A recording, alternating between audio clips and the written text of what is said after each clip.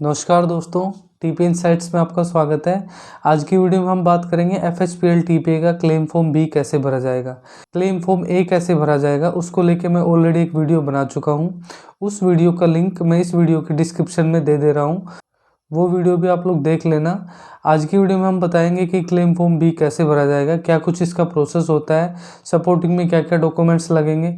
Complete process मैं आप लोगों को इस वीडियो के अंदर बताने वाला हूं। तो वीडियो को आप लोग लाइक कर दीजिए, चैनल को सब्सक्राइब कर लीजिए, बेल आइकन दबा दीजिए ताकि नई वीडियो का नोटिफिकेशन आप लोगों को मिलता रहे और नई वीडियो जैसे आए आप उसको तुरंत देख सको।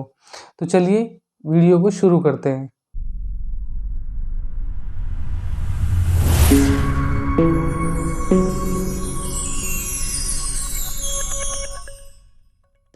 आप लोगों की स्क्रीन के ऊपर एफएचपीएल टीपीए का क्लेम फॉर्म बी खुला हुआ है। आज इसको मैं बताने वाला हूँ कि ये फॉर्म कैसे भरा जाएगा, तो बहुत ध्यान से देखना। आपको एक एक चीज़ें बहुत डिटेल में मैं बताने वाला हूँ। तो चलो मैं बताता हूँ, शुरू करता हूँ। इसमें सबसे पहले लिखा हुआ है to be filled by the hospital. ये फॉर्म हॉस्पिटल से भरा जाना है। इसमें ज़्यादा से ज़्यादा डिटेल हॉस्पिटल की ही डलने वाली है, तो ये फॉर्म आप लोग हॉस्पिटल से भराना। हॉस्पिटल के अंदर एक टीपी की टीम होती है, आप उनके पास ये फॉर्म लेके जाइए, उनसे सारी डिटेल इसमें फिल कराइए, उसके बाद ही अपने बिल रिम्बर्स कीजिए।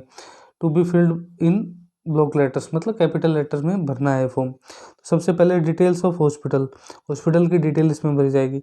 Name of the hospital, hospital का नाम आएगा। हॉस्पिटल आईडी, हॉस्पिटल की आईडी। अगर कैशलेस हॉस्पिटल है मतलब नेटवर्क हॉस्पिटल है जहाँ कैशलेस ट्रीटमेंट आप लोगों ने लिया हुआ है या आपका क्लेम रिजेक्ट हो गया, तो वो हॉस्पिटल आईडी बनी होती है, वो आपको टीपीए की टीम आप लोगों को बता देगी। अगर वो है तो यहाँ पे मेंशन करनी है, अदरवाइज छोड़ देना है। Type of hospital, network hospital है, नॉन नेटवर्क हॉस्पिटल है। नेटवर्क का मतलब होता है कि एफएचपीएल टीपीए का टाई अप उस हॉस्पिटल के साथ है, तो इसका मतलब वो नेटवर्क हॉस्पिटल है। अगर टाई अप नहीं है एक दूसरे से तो वो नॉन नेटवर्क हॉस्पिटल है। तो जो भी आप लोगों को लग रहा है कि कैश नेटवर्क वाला है तो टिक करना है नेटवर्क, नॉन नेटवर्क है तो नॉन नेटवर्क पे टिक करना है। उसके बाद name of the treating doctor, यहाँ ट्रीटिंग डॉक्टर का नाम आएगा। सभी हॉस्पिटल के अंदर एक पर्टिकुलर एक ऐसा डॉक्टर होता है जो अथोराइज होता है, ट्रीटिंग डॉक्टर जो ट्रीटमेंट देता है हॉस्पिटल के अंदर, जो टीपीए के मरीज आते हैं, तो उसका नाम यहाँ पे मेंशन करना है, जिस जिस डॉक्टर ने आप लोगों को ट्रीटमेंट दिया है, पेशेंट को ट्रीटमेंट दिया है। उसके बाद उस डॉक्टर की क्वालिफिकेशन आएगी, रजिस्ट्रेशन नंबर आएगा डॉक्टर का, यहाँ पे फ़ोन नंबर आएगा। उसके बाद हमें आगे चलना है। यहाँ पे डिटेल ऑफ पेशेंट एडमिटेड, यहाँ पेशेंट के जो एडमिट हुआ है जो पेशेंट, उसकी यहाँ पे डिटेल बननी है। Name of the patient, patient का नाम यहाँ पे आएगा। IP registration number, IP registration number क्या होता है, जब हम हॉस्पिटल के अंदर एडमिट होते हैं तो हॉस्पिटल के सिस्टम से या कंप्यूटर से एक रजिस्ट्रेशन नंबर जनरेट होता है, उसको आईपी रजिस्ट्रेशन नंबर बोलते हैं, इन पेशेंट रजिस्ट्रेशन नंबर। वो यहाँ पे मेंशन करना है। आपके फाइनल बिल पे भी लिखा होता है, नहीं पता लगे तो आप हॉस्पिटल से अपना कंफर्म कर सकते हो, यहाँ पे फिल करा सकते हो। पेशेंट मेल है या फीमेल है, जो भी है टिक कर देना है। यहाँ एज आएगी, डेट ऑफ बर्थ आएगी पेशेंट की, डेट ऑफ एडमिशन, एडमिशन की डेट आएगी, टाइम किस टाइम पे एडमिट हुआ है, क्योंकि 24 घंटे मिनिमम हॉस्पिटल में रहोगे तभी आप लोगों को कैशलेस ट्रीटमेंट मिलेगा या रिम्बर्समेंट का क्लेम आप लोग ले सकते हो। तो यहाँ पे डेट और टाइम यहाँ पे मेंशन करना कंपलसरी है। डेट ऑफ डिस्चार्ज, यहाँ डिस्चार्ज का टाइम आएगा, मतलब डेट आएगी पहले यहाँ पे किस डेट को आप डिस्चार्ज हुए, उसके बाद यहाँ पे डिस्चार्ज वाले दिन का टाइम यहाँ पे मेंशन करना है। उसके बाद टाइप ऑफ एडमिशन, इमरजेंसी थी, प्लान था या डे केयर था या मैटरनिटी था। इसमें क्या होता है कि इमरजेंसी तो इमरजेंसी होती है, सब लोगों को पता है कि जैसे कोई हार्ट अटैक का कोई पेशेंट है या वैसे कोई एकदम से कोई तकलीफ़ हुई है तो हॉस्पिटल जा रहा है पेशेंट को लेके कोई भी, तो वो इमरजेंसी में आएगा। उसके बाद प्लान मतलब कोई सर्जरी करानी है तो डॉक्टर से एक डेट लेनी होती है, डॉक्टर एक डेट देता है, उस डेट में सर्जरी कराते हैं हम, तो उसको प्लान बोलते हैं, प्लान सर्जरी बोलते हैं, उसको प्लान ट्रीटमेंट भी बोलते हैं। डे केयर होता है कि 4-5 घंटे दिन में हॉस्पिटल में या रात में हॉस्पिटल में रहे या 8 घंटे हॉस्पिटल में रहे, तो उसको डे केयर प्रोसीजर बोलते हैं। अगर वो ट्रीटमेंट कराया तो यहाँ पे आप लोगों को यहाँ पे टिक करना है, यहाँ पे टिक करना है। उसके बाद आता है, देखिए उसके बाद ये आ रहा है मैटरनिटी। मैटरनिटी का होता है कि यहाँ पे प्रेगनेंसी से रिलेटेड अगर पेशेंट है तो मैटरनिटी पे आप टिक करोगे। उसके बाद अगर मैटरनिटी पे टिक करते हो तो यहाँ पे डिलीवरी की डेट डलेगी। ग्रेविडा स्टेटस, ग्रेविडा स्टेटस आप लोगों की डिस्चार्ज समरी में लिखा होगा। ये ग्रेविडा स्टेटस आपको सिर्फ मैटरनिटी केस में ही डालना है। ये मैटरनिटी के ही अंदर ये भरा जाता है और उसी में ही ग्रेविडा स्टेटस एक होता है column. Status at the time of discharge, discharge के बाद आप घर चले गए हो, डिस्चार्ज के बाद आप अलग दूसरे हॉस्पिटल में चले गए हो, या कोई डेथ हो गई है पेशेंट की या कोई और बात हो गई है, तो यहाँ पे डिक्रीज्ड में आप टिक करोगे। टोटल क्लेम्ड अमाउंट, यहाँ पे टोटल क्लेम्ड अमाउंट आप लोगों को मेंशन करना है। जो टोटल अमाउंट आप लोग क्लेम कर रहे हो वो अमाउंट यहाँ पे मेंशन करना है। उसके बाद हम चलते हैं आगे। Detail of alignment diagnosed primary, यहाँ पे क्या होता है कि ये जो कॉलम है ना पूरा ये डॉक्टर से रिलेटेड होता है ये वाला, तो ये आप लोगों को नहीं भरना है। हॉस्पिटल में जाओ तो अपनी डिस्चार्ज समरी साथ में लेके जाना, उसको देख के डॉक्टर या नर्सिंग स्टाफ ये भरेगा आपका ये कॉलम, तो ये उनसे ही भराना है, इसमें गड़बड़ होने के चांस ज़्यादा रहेंगे। उसके बाद आता है ये प्री ऑथराइजेशन ऑब्टेन, क्या आप लोगों ने प्री ऑथराइजेशन फॉर्म यूज किया है या नहीं किया है। अगर यस करोगे तो यहाँ पे नंबर मेंशन करने पड़ेंगे। यस किस कंडीशन, प्री ऑथराइजेशन होता क्या है, प्री ऑथराइजेशन एक फॉर्म होता है जब हम किसी नेटवर्क हॉस्पिटल के अंदर ट्रीटमेंट कराते हैं तो जो कैशलेस की रिक्वेस्ट भेजी जाती है इंश्योरेंस कंपनी के पास, उस फॉर्म को भर के ही भेजी जाती है, उस फॉर्म को प्री ऑथराइजेशन फॉर्म बोलते हैं।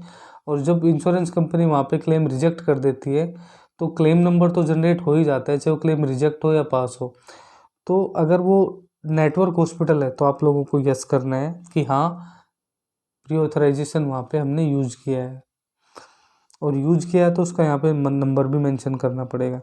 अगर नॉन नेटवर्क हॉस्पिटल तो सिंपल सी बात है कि वो फॉर्म भर के रिक्वेस्ट गई ही नहीं, तो यहाँ पे ऑटोमेटिकली नो हो जाएगा। इसके बाद लिखा if authorization by network hospital not obtain, वो कह रहे हैं कि अगर नो नेटवर्क हॉस्पिटल है और उन्होंने फिर प्री ऑथराइजेशन की रिक्वेस्ट नहीं भेजी है तो उसका रीज़न यहाँ पे मेंशन कराना है। उसके बाद एफ वाला है हॉस्पिटलाइजेशन ड्यू टू इंजरी, किस वजह से आप लोग हॉस्पिटलाइज हुए हो, इंजरी की वजह से हुए तो यस करना है, नहीं तो नो करना है। अगर यस करोगे तो आप लोगों को आगे के कॉलम टिक करने पड़ेंगे। If yes give cause self inflicted, मतलब खुद से घायल किया है, तो यहाँ पे यस करना है। अगर रोड एक्सीडेंट हुआ है तो यहाँ पे टिक करना है। अगर शराब वगैरह पी के कहीं से गिर गए हो या कोई और बात हो गई है तो यहाँ पे टिक करना है। उसके बाद ये रिपोर्ट टू पुलिस हुई है नहीं हुई है तो यहाँ पे FIR नंबर मेंशन करना है। उसके बाद हम चलते हैं आगे। क्लेम डॉक्यूमेंट सबमिटेड चेकलिस्ट, ये चेकलिस्ट है कौन कौन से डॉक्यूमेंट सब सबमिट कर रहे हैं इंश्योरेंस कंपनी के पास। तो क्लेम फॉर्म कर रहे हैं, ओरिजिनल प्री ऑथराइजेशन रिक्वेस्ट अगर है तो ये भेजना है आप लोगों के पास। उसके बाद hospital discharge summary, operation theatre, जो डॉक्यूमेंट्स आपके पास अवेलेबल है वो आप लोगों को यहाँ पे टिक करना है और सपोर्टिंग में लगाने हैं। वो ऐसा नहीं कि इसमें टिक कर दोगे और सपोर्टिंग में नहीं लगा के भेजोगे तो आपके क्लेम में क्वेरी लग जाएगी। उसके बाद हम चलते हैं आगे। यहाँ पे address of the hospital, hospital का एड्रेस आएगा, ये एड्रेस यहाँ पे आएगा, सिटी आएगी, स्टेट आएगा, पिन कोड आएगा, फ़ोन नंबर आएगा और यहाँ पे हॉस्पिटल का रजिस्ट्रेशन नंबर। ये सारी डिटेल आप लोगों को हॉस्पिटल में मिल जाएगा, रजिस्ट्रेशन नंबर वगैरह। आगे हॉस्पिटल का पैन नंबर आएगा, यहाँ पे नंबर ऑफ इनपेशेंट बेड, मतलब टोटल बेडेड कितने, वो हॉस्पिटल जो है कितने बेडेड हॉस्पिटल है तो यहाँ पे टोटल बेड का नंबर यहाँ पे डालना है। Facility available in the hospital, OT है या नहीं है, OT मतलब ऑपरेशन थिएटर है तो यस करना है, नहीं है तो नो करना है। ICU है तो यस करना है, नहीं है तो नो पे टिक करना है। अदर कोई फैसिलिटी है तो यहाँ पे मेंशन करनी है। उसके बाद हम चलते हैं आगे। ये डिक्लेरेशन लिखी हुई है, declaration bye the hospital, hospital के द्वारा दी गई डिक्लेरेशन ये है कि हमने जो डिटेल दी है वो एकदम सही है, गलत पाया जाता है तो इसकी जिम्मेवारी हमारी है। तो इसमें डेट डलेगी, उसके बाद पैलेस डलेगा और यहाँ पे हॉस्पिटल का जो ऑथोराइज बंदा है या तो डॉक्टर है या कोई ओनर है हॉस्पिटल का, तो वो यहाँ पे सिग्नेचर करेगा और हॉस्पिटल की स्टैंप लगेगी। आपको क्लेम फॉर्म भरने के बाद सबमिट करते टाइम ये चीज़ ज़रूर देख लेनी है कि सभी बिल पे साइन स्टैंप होने ज़रूरी है हॉस्पिटल के, उसके बाद ही आप लोगों को क्लेम फॉर्म वहाँ पे सबमिट करना है, अदरवाइज क्वेरी लगेगी आपके क्लेम के अंदर। तो ये क्लेम फॉर्म भी आप लोगों का कंप्लीट हो गया है। तो आज की वीडियो मैंने आप लोगों को बताया कि FHPL TPA का क्लेम फॉर्म भी कैसे भरा जाएगा, क्या कुछ उसका प्रोसेस होता है, क्या कुछ सपोर्टिंग में डॉक्यूमेंट्स लगते हैं, किस कंडीशन में ये फॉर्म भरा जाता है, सारा कुछ मैंने डिटेल में आप लोगों को बताया है। फिर भी आप लोगों के मन में कोई सवाल है, कोई डाउट्स है इस वीडियो को लेके, तो मुझे कमेंट सेक्शन में लिख के भेजिए, मैं आप लोगों को आंसर दूंगा।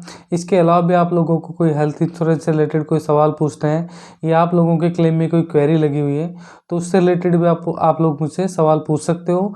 मुझे कमेंट सेक्शन में लिख के भेजिए, मैं आप लोगों को आंसर दूंगा। इसके अलावा आप मुझे ईमेल पे भी अपनी क्वेरी शेयर कर सकते हो या व्हाट्सएप पे भी अपनी क्वेरी शेयर कर सकते हो, तो मैं व्हाट्सएप पे भी आप लोगों को जवाब ज़रूर दूंगा। वीडियो अच्छी लगी हो तो वीडियो को लाइक कर दीजिए, चैनल को सब्सक्राइब कर लीजिए, बेल आइकन दबा दीजिए ताकि नई वीडियो का नोटिफिकेशन मिलता रहे आप लोगों को। मिलते हैं नेक्स्ट वीडियो में, तब तक के लिए नमस्कार।